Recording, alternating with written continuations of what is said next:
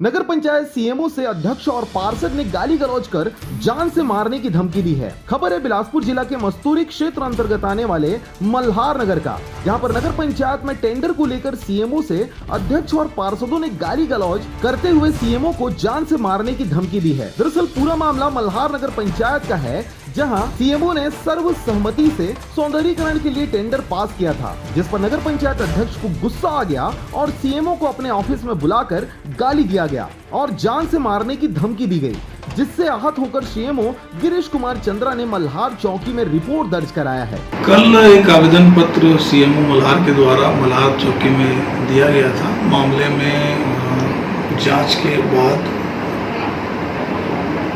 294, 323, 506 का अपराध दर्ज किया गया है और अपराध दर्ज करने के बाद आगे की विवेचना की कार्रवाई की जा रही है। बिलासपुर के मस्तूरी क्षेत्र से रविंद्र टंडन की रिपोर्ट, RJ रमझाझर।